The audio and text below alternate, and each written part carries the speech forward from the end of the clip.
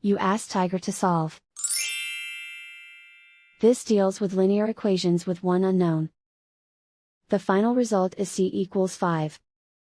Let's solve it step by step. Simplify the expression. Expand the parentheses. Simplify the arithmetic. Group all constants on the right side of the equation. Add 12 to both sides. Simplify the arithmetic.